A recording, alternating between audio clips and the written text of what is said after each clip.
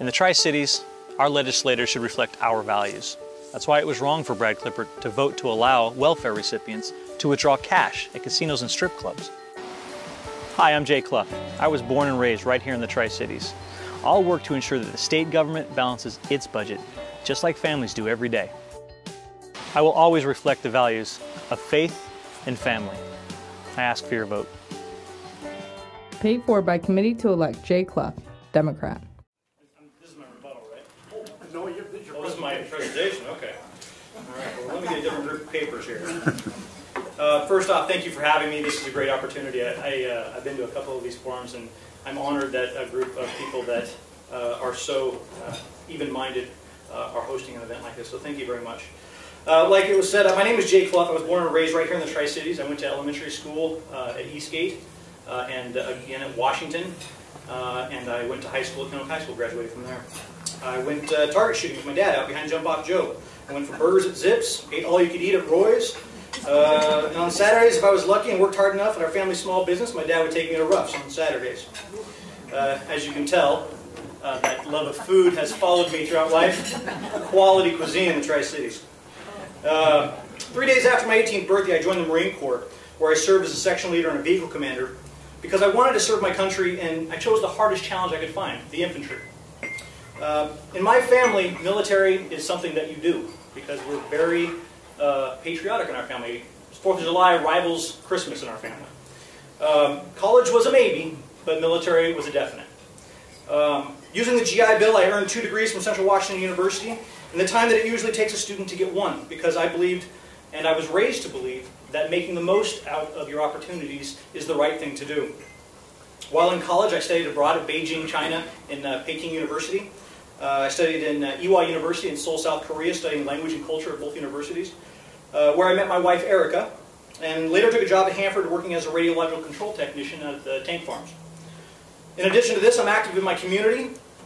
I volunteer to teach junior achievement at a local elementary school. I volunteer at the annual Red Cross Turkey Trot in Columbia Park. Some of you may have seen me there. I see Brad there every year. And I sit on the board of the Columbia Basin Master Singers. I'm a former member of the Hanford Region Interpretive Center's Capital Campaign Steering Committee, where I served with Dr. Kohler. And I was appointed by the Washington State Commerce Department to sit on a Hanford Area Economic Development Board, HAEDEC, if you know what that is, where I serve as chair of the Public Loans Subcommittee and member of the Grants Subcommittee. What I'm getting at is, I'm from this community, I'm invested in this community, this is my home, and this is where I want to represent us. One of the challenges that I see in our political system is the short-sightedness of not thinking long-term about a future without Hanford. I believe that it's important to create a climate that actually encourages business to relocate in the Tri-Cities. A climate that creates real economic incentives for small businesses to grow, a climate that helps create an educated workforce, and a climate that creates infrastructure needed to support both small and large businesses. We need targeted tax breaks for the sole purposes of job creation. We need to support community and technical training. And we need to streamline permitting of our small businesses. Our small businesses want to play by the rules, but our state sometimes makes it difficult. Entrepreneurs start businesses to follow their dreams, not to become environmental scientists, accountants, or lawyers. We should be helping them to succeed, not crushing their spirit with confusing and unreasonable regulation and taxes. We need to have elected officials that know how important the Red Mountain Interchange is to daytime employment in West Richland and employment in general in the Tri-Cities. A community that doesn't have direct access to a highway system is at an incredible disadvantage to those that do. In 5 to 10 years, I hope to see a thriving manufacturing sector in West Richland, utilizing transportation upgrades that I will fight for. I believe that we should continue to develop the infrastructure in South Kennewick, should work with TRIDEC to ensure that the 1,600 acres they're opening up out there are used for an energy park, manufacturing, and high-tech industry development. And I also believe that Washington State should work with the federal government to expand the Tri-City Airport before residential houses limits our ability to create runways that will allow for larger aircraft and help us get our future manufacturing goods to ports in Western Washington and around the world. In this community, wine is a billion-dollar industry, but it could be so much more. We need to continue to support our growers and wineries and find ways to help them promote their wines nationally and abroad. Some incredible research is being done in our universities and will be done even more effectively at the WSU Wine Science Center. But we must have an even stronger commitment to this industry moving forward. Our wines are among the best in the world, and we have reason to be proud. Let's resolve as a community to narrow the gap between California and Washington. Finally, we must fully fund education, stop demonizing classroom teachers, and bring all of the parties to the table to discuss common sense solutions to our educational challenges. If we are to continue being a successful community, we must support students and teachers in our primary, secondary, and post-secondary schools. And we must end the stereotypes of trade schools and apprenticeships as somehow inferior to traditional classrooms. It will require students educated in traditional classrooms as well as in trade schools and apprenticeships to attract manufacturers to our area and convince them that we have a viable pool of workers for them to hire. All of these ideas that I've laid out today will most likely take years to accomplish, but we should not allow that to dissuade us from beginning now. Many of these ideas should have been enacted a decade ago, and now we're running behind. We should be thinking 20 years ahead, not in 2-year election cycles. We can no longer kick the can down the road. Now, I'm going to take a guess here and try to do a service to the group. There's a pretty good chance that instead of asking me a meaningful question about the issues really facing our district right now, my opponent may go straight to the wedge issues. Those issues that professional politicians use to define themselves in opposition to their opponent and to divide voters. And I'd like to save him some time, so bear with me. On the issue of abortion, due to my personal religious beliefs, I'm pro-life, as far as this issue would affect my family. But this issue was decided about 40 years ago by the Supreme Court, and everyone in this room probably has a very well thought out and calcified opinion on the issue. I'm not here today to try to change your mind, nor am I under the false assumption that I probably could. My personal belief is that when women don't turn, women don't turn to politicians for advice about birth control, mammograms, cancer screenings, or treatments. Politicians should not be involved in a woman's personal medical decisions about her pregnancy. Same-sex marriage. While campaigning, I've been to 10,000 doors in this community, and I've had 2 people, literally 2 people, ask me about same-sex marriage.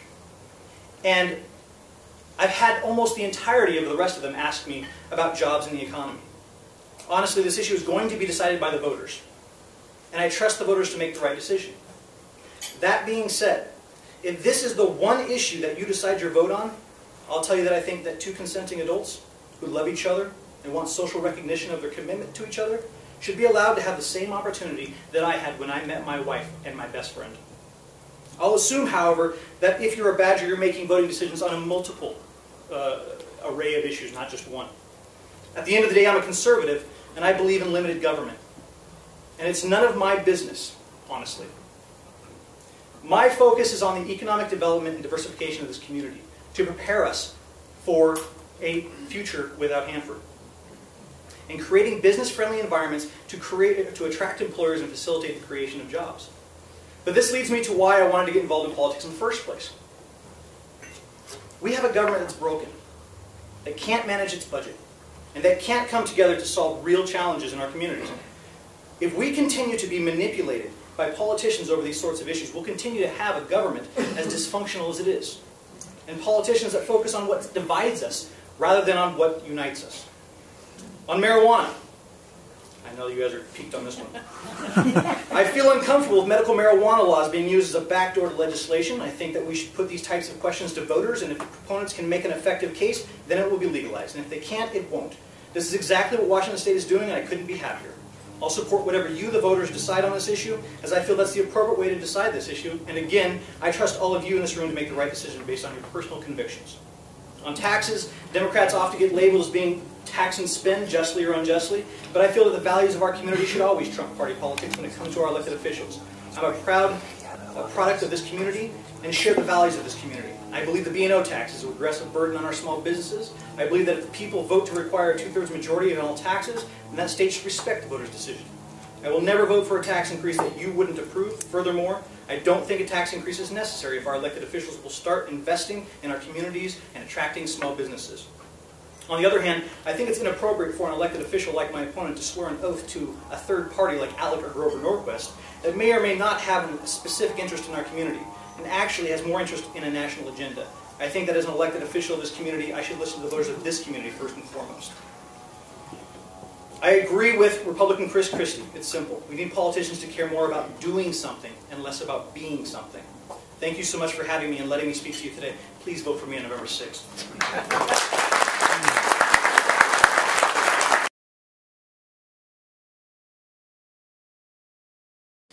In the Tri-Cities, our legislators should reflect our values. That's why it was wrong for Brad Klippert to vote to allow welfare recipients to withdraw cash at casinos and strip clubs. Hi, I'm Jay Clough. I was born and raised right here in the Tri-Cities. I'll work to ensure that the state government balances its budget, just like families do every day. I will always reflect the values of faith and family. I ask for your vote. Paid for by Committee to elect Jay Clough, Democrat. Brad Klippert might look cute and cuddly when he is sleeping on the floor of the state legislature, but he supports policies that you might find slightly objectionable.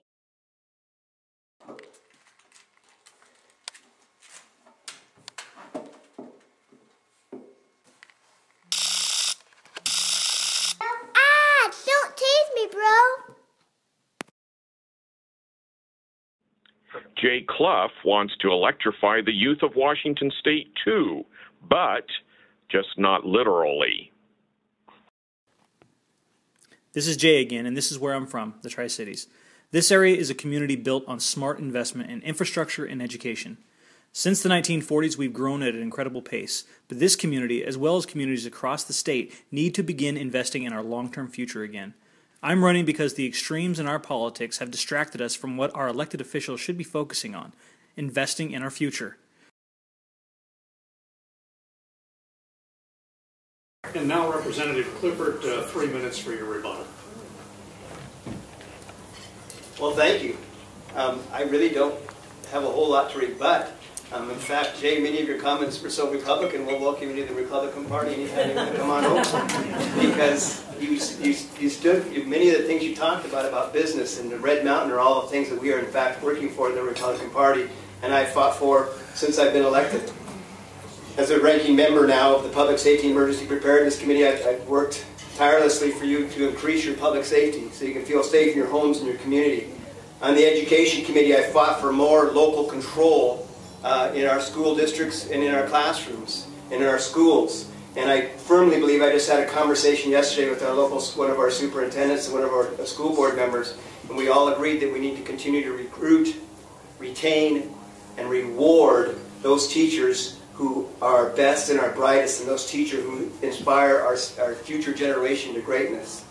On the Transportation Committee, I fought tirelessly for the Red Mountain Interchange. In fact, I brought the entire, it was a trip that wasn't set aside specifically for that purpose, but I took the whole Joint Committee on Transportation, both House and Senate, in a bus to Phase 1 of the Red Mountain Interchange, and I showed them exactly what the Red Mountain Interchange was all about and why it was so very necessary. And the chair of both the Senate and House Committee go, now we get it. Now we understand. And in fact, we got seed money in the last transportation budget for the Red Mountain Interchange through those efforts. Right. And on Mars, yeah. Curiosity when digging into it. So, go ahead. Oh, yes. Oh, okay. Like I said, my name is Jay Clough. My mother is actually not from here. My mother came here in the late 60s, early 70s. Her first house was a dirt floor house in Pasco on the other side of town. My dad's from here, born and raised. He grew up in a really poor neighborhood too. But my dad and my mom both ended up owning small businesses as they got older. My father first started doing some construction work and modeling work, and then moved into a chain of video stores, both in Washington State and in Arizona, where it started out as one store and turned into, I think, 7 when he was finally retired from that. He retired from that and then immediately said, I can't stop working. So he went and started a construction company again and did that for another 10 years until he retired. My brother runs that now. My mother, if any of you ladies have ever had your nails done at a place called Nail Biz, that was my mother.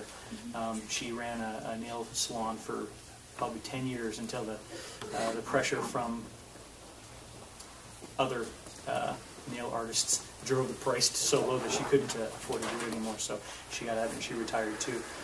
But my family has a history of small business ownership in this community, and so the concerns of businesses in this community is very important to me. My vision for the area is, I think, pretty simple. You see a challenge coming down the road. We can all see that dark cloud. When cleanup starts to wrap up, what's going to happen? What are we going to do? What are our contractors going to move into?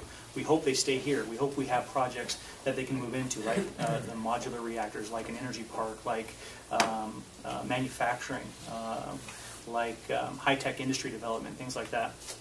So my goal is to try to get the state to start investing in Eastern Washington a little bit more and build up some infrastructure. We need to work on the Red Mountain interchange, make sure that happens. That'll bring daytime employment to West Richland, which is very important for their tax base, as well as employment in the area. Then we need to do some investment in infrastructure in South Kennewick to attract manufacturing there. And then, of course, the 1,600 acres at the area that are being opened up. We want to make sure that our community is able to utilize that for development of, like I said, manufacturing, high-tech industry, and an energy park. And again, I think it was said earlier by somebody here that I think it's very important that we work with the federal government to expand the Tri-State Airport before the residential houses get so close to the runways that we can no longer expand it. When manufacturing comes to town, they look for a couple things. One, they look for quality education, and I'll speak to that in a second.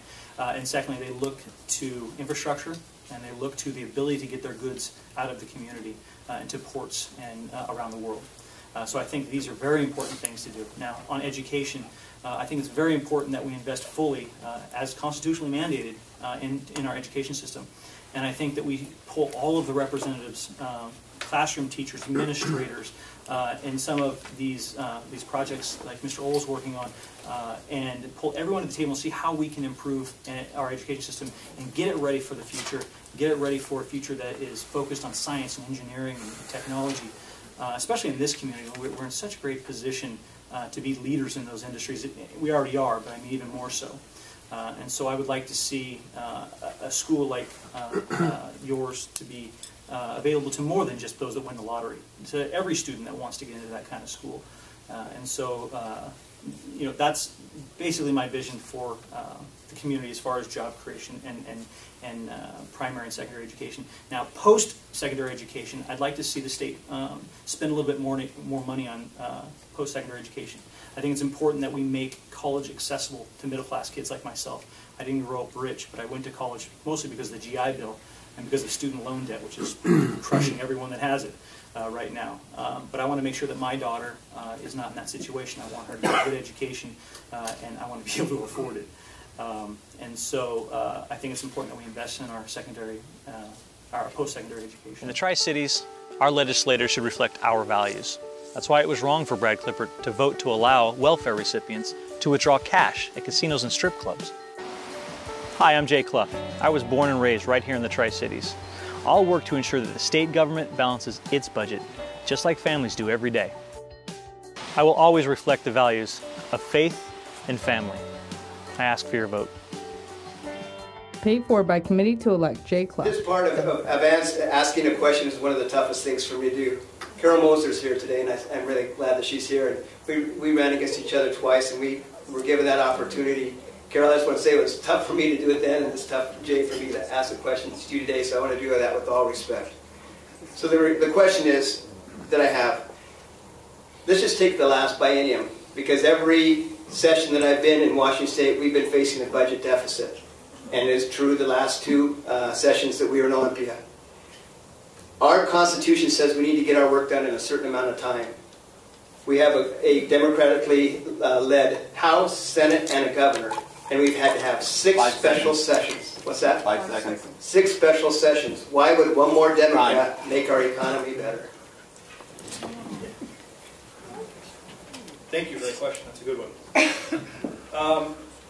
I don't know about Democrat or Republican, but having one less person that's in the minority of their own party would be a good start.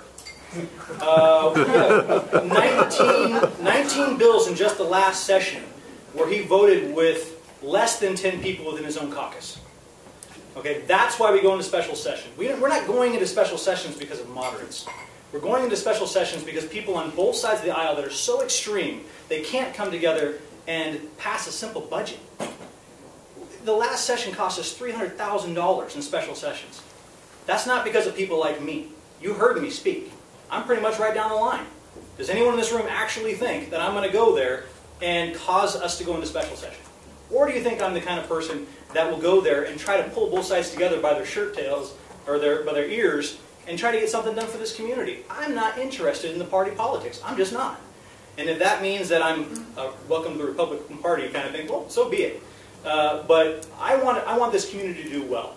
And so, if you want to get things done, you're going to have to get people that are less concerned about ideology and partisan politics, more interested in problem solving, and that's what I offer. Thank you.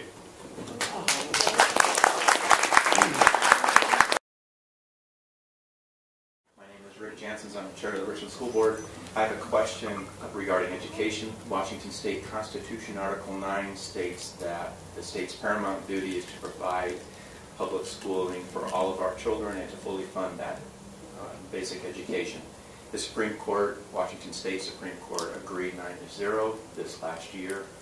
It hasn't happened yet. How will you, as a representative, work to fully fund basic education in the state? For both of you. Who would you like to go first?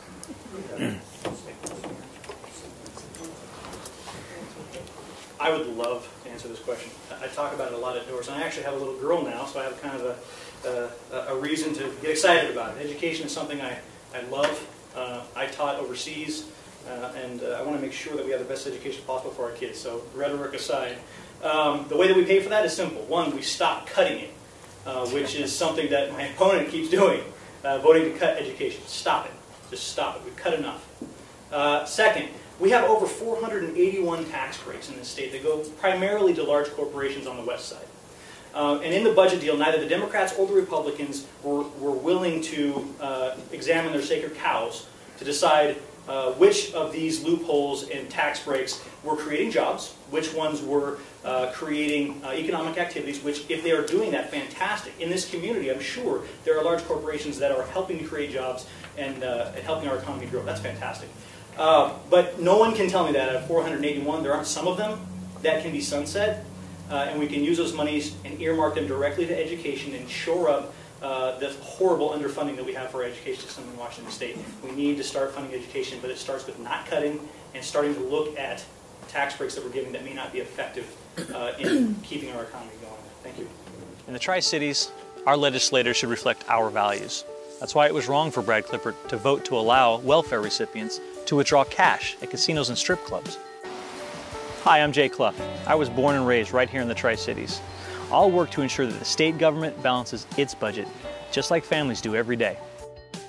I will always reflect the values of faith and family. I ask for your vote. Paid for by Committee to elect Jay Clough, Democrat. And Jay has done a great job of talking about our wine industry. The B&O tax is right now at 1.8 and is supposed to, by sunset, and Jay does a great job of talking about this too, that's supposed to sunset in 2013, June of 2013, and go back to 1.5. Just for Jay's sake, so that he knows, because I truly believe that this is a great leader. And someday he is going to be involved in the political process, whether this election or a future election. And he's a great man, and I have a lot of confidence with him. He's got some great ideas. I really don't have a whole lot to rebut. In fact, Jay, many of your comments were so Republican, we'll welcome you to the Republican Party anytime you want to come on over. Because you stood, many of the things you talked about business and the Red Mountain are all the things that we are in fact working for in the Republican Party. Thank you, Jay, for your service to our country, because, ladies and gentlemen, freedom is not free.